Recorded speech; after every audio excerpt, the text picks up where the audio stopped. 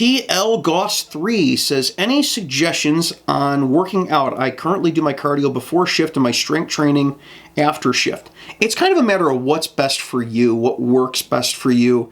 I'm not a personal trainer. I don't play one on TV. But I will tell you that as you get older, it gets harder to work out. So whatever you can do that you like doing that helps you, do it. The worst thing you can do is nothing. I know guys that they get a membership at the Y, and every day they wake up at about 3, 4 o'clock, and before work, they go swim half a mile. If that's your jam, do it. There's guys like me that at work every day on my lunch for half an hour, I lift. I try to do 3 sets of 12 of 3 different exercises. So every day I get half an hour. And then on my days off, I either make videos or I go to the gym or I jog. Now, am I the best at jogging? No, I'm in horrible shape for jogging, but it's something that I can do easily right out my front door if it's nice outside. I can also go to my local 24-hour gym, of which there are plenty, or I can go into work that has a gym, which is close enough to do that, and I can get on the treadmill, I can get on an elliptical, I can do whatever else. The good thing about doing the gym at 3 o'clock in the morning is there's nobody else there. So there's no waiting for machines, there's no broccoli-headed kids doing stupid things with the weights. The people that are there are mostly professionals that work midnights, or people that had to work late that night, or people that's the only time they can get in, and they're literally professional bodybuilders. That's been my experience with people coming into the gym at 2, 3 o'clock in the morning. So I don't have any real recommendations for you. The only thing that I found, I take that back. That the one thing that I found with workouts that are shorter, like I said, I only have a half an hour for my lunch to work out on lunch every day, is to use compound lifts, like to do things, motions that aren't just working one muscle. And I caught that off a guy on YouTube. I forget his name. I'm gonna put it right down here and then link him down below because he's got really good workout stuff. I just, for some reason, the name escapes me right now. But he recommended that if you have a short time period to work out every day, to do more compound lifts, to work whole muscle chains. So I do a lot more like deadlifting than I do just bicep curls, because you want to work, if you want to work as many muscles as possible in a short time as possible, you need to do one exercise that moves all of those muscles. But as to what's going to work best for somebody, that's your body type and what you can do. And if you're still exercising into your 40s, you're ahead of the game. Shockin' B says, I've been on nights for a while and it certainly has its benefits. I appreciate all my night shift people, but the older I get, over 40, the more I think it's a young man's game. I'm on a shift full of very young people, and they really like midnights. The couple other guys that I'm on shift with that are my age and a little bit older, they don't like midnights. It's just like the least distasteful thing for them is to work midnights. I truly love them. And when I hear the people that hate midnights and are stuck on it with me talk about it, I see that they're making a lot of these mistakes, especially having to do with scheduling. The scheduling seems to be a huge thing. People that hate midnights on their day off, I don't stay up on my day off. I go to bed. I go to bed normal time. I'm not doing that. They don't get my days off too. And I'm like, that might be why you hate it. Because you're screwing your brain chemistry up. Your body doesn't know what's going on.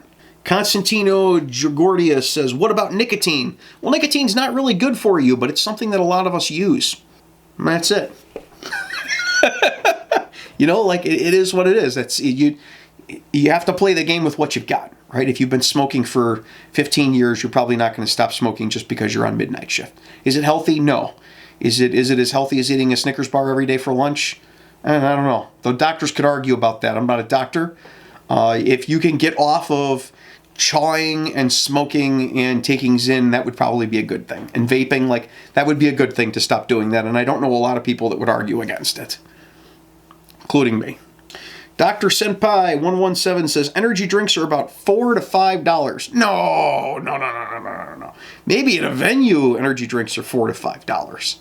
I go to the local grocery store, I shop the sales, go to Walmart and Meijer, see what's on sale. If you're stuck on the flavor of one energy drink, maybe. But if you're willing to be flexible on what energy drinks you're drinking, I can normally get them under $2 on sale. $1.90, $1.95. Used to be a lot easier to find those at the $1.90 range a couple of years ago, but you can still get them today. And I don't pay more than $2.50 for an energy right now. What is it? March of 2024. At $2.50 over that, that's like vending machine prices. I'm not paying $4 to $5 for an energy drink. If you're going to be at a gas station, maybe, but you have to go to a grocery store, buy a case of them, put them in your refrigerator. You take them to work with you. Right? Like an energy drink, like if you're buying it as an emergency thing, you're going to pay more. You have to plan for things. It's just like bringing your lunch to work. Popped Top says, got to move and work out with that much caffeine. It helps. It helps. If you're going to, one of the big problems with people on midnights is they just sit stationary in their car and drink caffeine and take nicotine all night. They just constantly with the uppers, but they're not moving.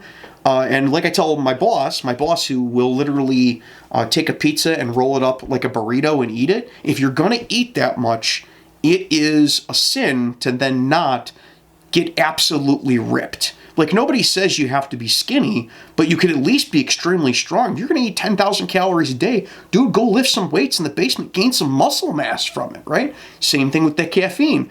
If you just got done with an energy drink, you're like, wow, I'm pretty wired. Now might be the time to take my lunch and go work out for a while when I'm going to have that boost of energy. It's an awesome idea. Thank you for bringing that up. What's your rank?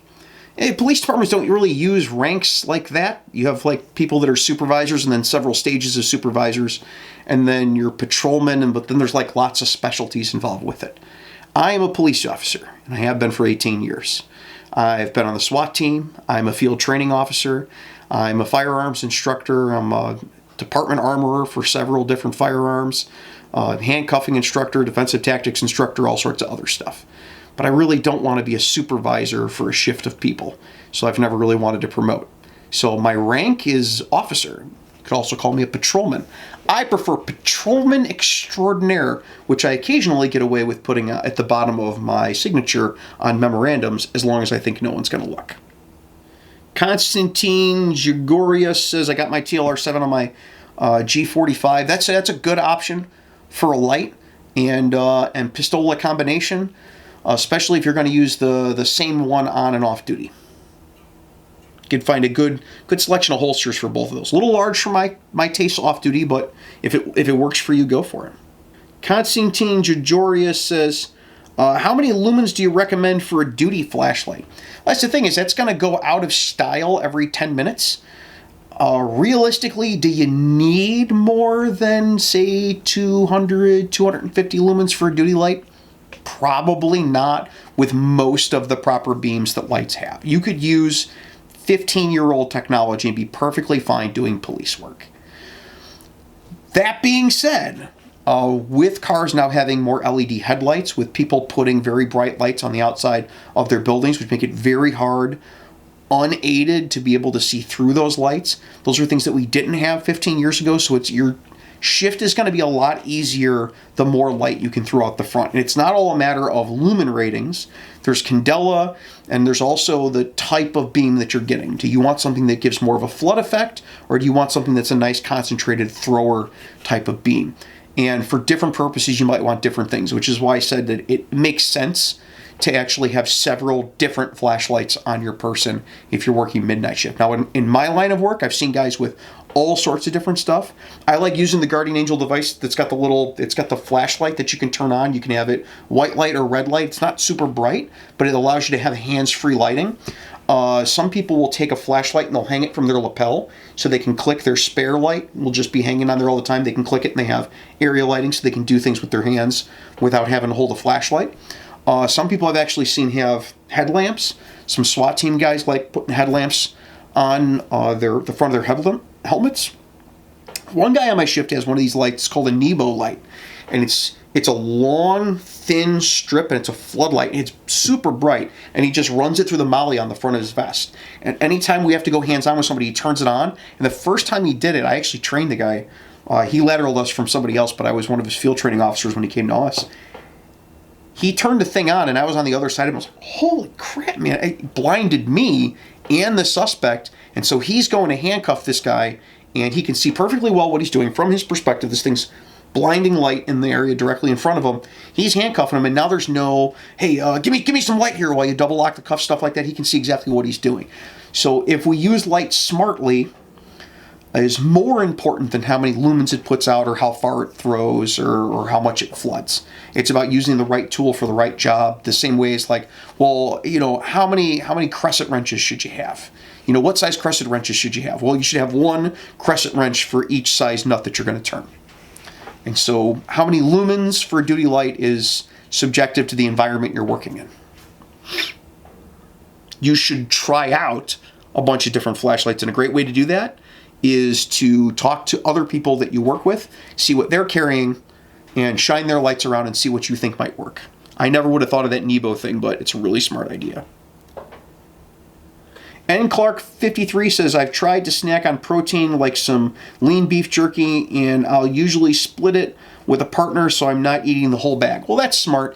The one thing I've noticed with jerky and beef sticks and stuff like this, a lot of salt in them. And so you end up drinking a lot more water, you end up drinking a lot more caffeine. It kind of becomes the chicken and the head thing with the eating the salted meat and then the drinking more in order to offset all the salt that you're intaking. So you got to be careful with that. Also, the calorie intake of that amount of meat is pretty high.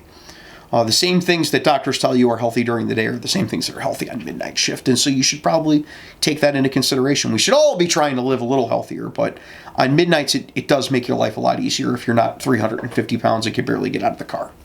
Same thing with like every once in a while you should get out and walk around, right? Like every once in a while you should get out and walk around. Parker 2015 says, being a younger deputy and wanting to be busy all the time, third shift, was too boring. I go back to second shift for the second half of the month. So I don't recommend changing shifts a whole lot. Our detectives shift every week or every couple of weeks, which is crazy. Changing every month, rotating especially backward, is not recommended at all. You should probably have a fairly permanent shift, especially if you have to work midnights. People don't like... midnight shift takes kind of a different breed of person, especially as a cop. As cops, most places your midnight shifts, the beginning of the shift is really hectic. And then the end of the shift gets less and less hectic as the night goes on. Kind of like put town to bed. Whenever bars close up, you put town to bed, and you hope that it abides. Some places, it can go and rock all the way from the night before till 9 o'clock in the morning and then run right into afternoons. There's days during the summer where it never stops. And so for me, it's not a problem. In the winter, I can kind of get a little, all right, it's 2 o'clock in the morning, close the bars up, maybe finally get town to bed at 3 a.m., maybe have a couple domestics 4, 5, 6 o'clock in the morning, but I can get out of there. I'm the first one leaving for the day because I came in early, and so hopefully, the other guys can help me get out the door when I need to go home. And so that's really helpful for me. I know there's lots of places where on midnights there's absolutely nothing to do, and if you don't like hanging out listening to podcasts and trying to learn a foreign language at 3 o'clock in the morning, then maybe midnights won't be for you. Maybe we could do something on strategies to make it easier to get through your average boring midnight shift, but I might have to get some help on that one. C. Jones 1098 says, relatively new EMT on nights.